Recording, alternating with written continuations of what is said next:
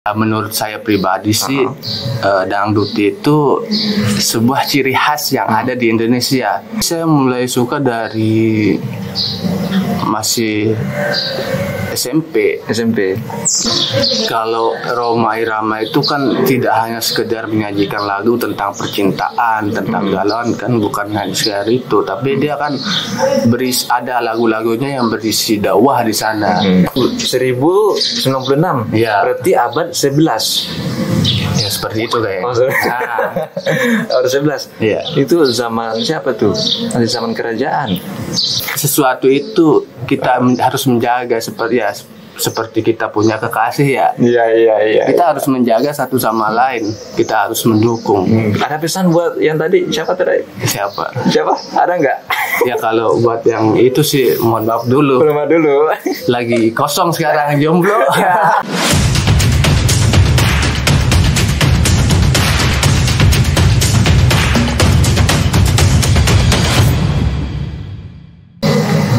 Bismillahirrahmanirrahim. Assalamualaikum warahmatullahi wabarakatuh. Waalaikumsalam warahmatullahi wabarakatuh. Alhamdulillahirrahmanirrahim. Allahumma salli ala Muhammad wa ala ali Muhammad. Salam sejahtera bagi kita semua. Salam Om Swastiastu, Namo Buddhaya, salam kebajikan. Alhamdulillah pada kesempatan ini kita sedang bersama dengan bro kita, Bro Syukrillah. Ya, pada kesempatan ini kita akan membahas tentang dangdut ya. Gimana sih eksistensinya, bagaimana sih keberadaan atau posisinya dangdut ini di Indonesia di negara kita yang tercinta ini ya. Sebagai pecinta dangdut, maka kita perlu mendapat informasi tentang dangdut dari penikmatnya kayak gitu ya. Kalau saya sih ya kadang-kadang juga sih kalau misalnya di malam-malam itu, karena memang dangdut itu memberikan sebuah nuansa baru atau ya apa istilahnya, kalau nikmat tersendiri lah kayak gitu ya. Nikmat dangdut itu. Cinta. Saya penasaran gitu, kenapa kalau misalnya kita mendengar dangdut itu sedih atau enggak, itu pendengarnya itu tetap diajak bergoyang kayak gitu ya. Ini saya penasaran kayak gitu ya. Nah, sebelum kita melangkah lebih lanjut, saya ingin bertanya dulu, kira-kira menurut Bro Syukrillah ini dangdut itu seperti apa sih sebenarnya? Sebenarnya kalau ya menurut saya pribadi sih, dangdut itu sebuah ciri khas yang ada di Indonesia. Ciri khas sendiri yang mendukung kita untuk tidak selalu merasa galau ataupun sedih. Karena bagaimanapun kesedihan lagu itu kita diajak untuk bergoyang. Gitu Mas Bro. Mas Bro. Ini kalau menurut beberapa informasi, dangdut itu merupakan gabungan dari genre Melayu, Arab sama India. Itu gabungannya itu. Kenapa kemudian dangdut itu disukai banyak orang, mulai dari kalangan atas sampai ke bawah gitu kan. Kalau ini lagu dangdut yang paling disukai siapa? Paling disukai? Kalau saya sih dangdutnya ya sebagaimana saya orang Indonesia harus suka dan senang mendengarkan yang namanya Raja Dangdut Indonesia, Rhoma Irama. Bang Haji berarti ya? Rhoma Irama, Meggy Z, almarhum, terus Imam S. Arifin, terus Caca Handika dan lain-lain lah. Kalau sekarang kan itu lagu 70-an semua, 80-an kayak. Kalau sekarang siapa? Kalau sekarang sih ya mungkin tetap saya kayak gitu, soalnya kan perkembangan musik semakin melebar sekarang. Jadi dangdut itu dibagi-bagi lagi.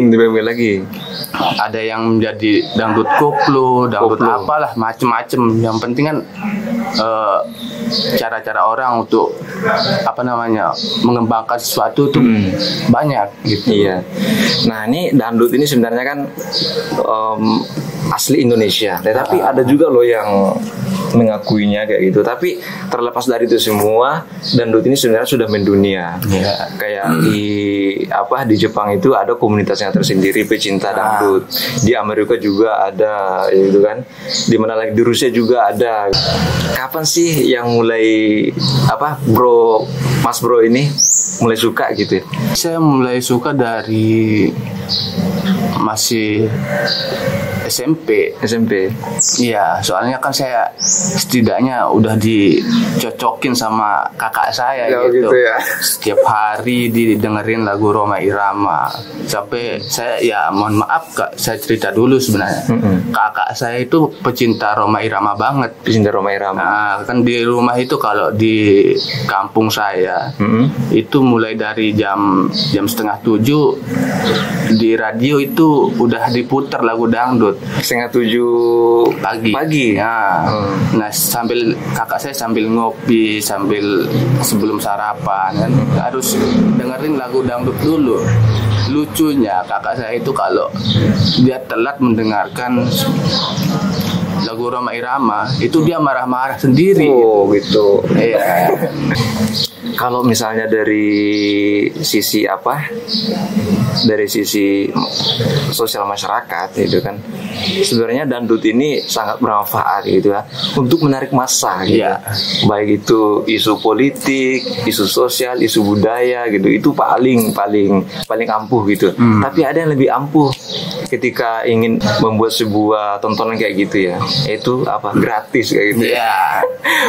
Percuma kalau misalnya kita buat panggung besar itu kan banyak penonton, cuma nggak gratis, itu kan itu percuma juga gitu. Tapi yang saya mau tanya nih, saya ingin pertegas gitu pertanyaannya. Kenapa kalau misalnya orang dengar dangdut itu baru lagu sedih, lagu ceria itu, kenapa orang selalu diajak itu untuk bergoyang, itu kenapa itu ya? Nah, sebenarnya kan itu alunan dari musiknya tersendiri. Musik dan mungkin lagunya dibilang bisa sedih, tapi kan musiknya aja tuk tak gung ya gitu kan. Apa namanya selendang gendang bukan apa? Nah, gendang kalau bahasa saya ketipung, bahasa kampungnya. Ketipung. Gendang ya. Nah, itu yang membuat kita goyang. Mungkin kalau nggak ada gendangnya, mungkin kita ya sama halnya kita mendengarkan lagu pop kan. Tapi berarti kalau misalnya seperti itu bergoyang seperti itu, berarti dangdut ini bisa menghilangkan stres berarti ya? Sebenarnya seperti itu. Tapi ada tapinya lagi. Ya, tapi kan yang namanya kita hidup bersosial pasti ada aja yang namanya masalah lah. Kan hidup ini kalau nggak ada masalah bukan hidup. Ya mantap. Ini udah keluar kata-kata mutiara bro. Bro syukurillah. Ya. Tapi dari sisi positifnya itu tentu ada sisi negatifnya gitu ya. Nah terkadang kalau misalnya saya lihat sendiri, saya amati itu artis dangdut itu kadang berpenampilan ya kurang sopan kalau di Indonesia kayak gitu ya. Nah itu bagaimana itu menyikapinya? Ya kalau yang kayak gitu kan banyak lah. Mungkin kita tidak menutup kemungkinan. Soalnya yang namanya seorang ingin menunjukkan dirinya kan banyak caranya. Tidak hanya menjual suaranya saja, tapi ya maaf dia sampai menjual auratnya gitu. Iya. Tapi kan itu terjadinya di nggak semua daerah kan. Tapi kan ada daerah-daerah tertentu yang seneng. Nah itu juga bukan dangdut yang asli mereka bawakan, tapi kan udah aransemen campuran kayak gitu. Kayak dia dangdut koplo gitu yang benar-benar goyangnya energik banget gitu kan. Kalau dangdut sekedar gini-gini aja kan. Ini terakhir kalau yang saya dapat infonya itu dangdut yang trending itu ya, yang menarik perhatian itu lagunya siapa? Ayu Ting Ting kayak gitu. Apa lagi namanya? Yang mana ya? Kalau ya maaf mungkin bukan saya nggak seneng dengan lagu Ayu Ting Ting, tapi kan saya kurang ya. Iya. Tapi itu yang ngetren itu dangdut itu. Lagunya apa sih judulnya? Alamat palsu bukan ya? Alamat palsu itu lagunya yang pertama kayaknya. Yang pertama ya. Terus yang kedua Sambelado. Nah, kalau sekarang tuh apa namanya? Soalnya kan musim seperti ini kita gimana ya, stres dengan yang kayak gitu.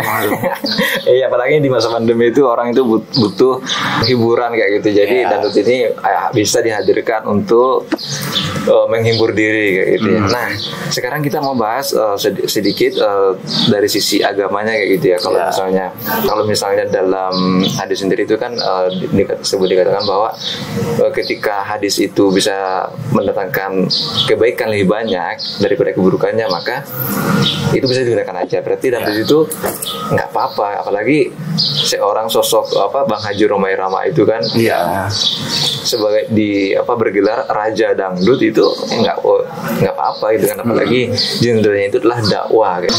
Kalau Rhoma Irama itu kan tidak hanya sekedar menyajikan lagu tentang percintaan, tentang galauan, kan bukan hanya sekedar itu, tapi dia kan ada lagu-lagunya yang berisi dakwah di sana. Dakwah untuk mengajak berbuat kebaikan, meninggalkan judi segala macam. Oh, itu yang lagu yang mengangkat namanya itu, namanya judi. Iya, dakwah juga. Kalau judi kan beda lagi. Iya. Kalau lagu Rhoma Irama yang paling disukai siapa? Bang Haji Rhoma Irama. Kalau saya kan kebetulan saya dikira sama teman-teman itu sebagai dikira Bang Haji. Bukan. Oh, bukan. Bukan Bang Haji, tapi dikira penganut orang-orang galau kan. Oh, gitu. Nah, saya senang dengar lagu-lagunya yang agak melo lah. Atau mungkin kata-kata mutiara itu terinspirasi dari Bang Haji atau bukan? Kalau kata-kata mutiara bukan kata-kata mutiara sih sebenarnya, tapi hanya sekedar tulisan yang ingin mengekspresikan diri, tapi itu bukan sesuatu yang ada di dalam hati. Tapi ada nilai sastranya loh yang kalau misalnya saya lihat sendiri ya, itu nilai sastranya itu ada banget, kena banget gitu ya. Kalau saya kan orangnya ya terbilang slow, maksudnya ya udah kalau mau nulis sesuatu misalnya di status segala macam kan, saya tulis aja. Saya nggak mau berpikir dengan tanggapan orang lain. Mungkin ini juga bisa bermanfaat buat ente.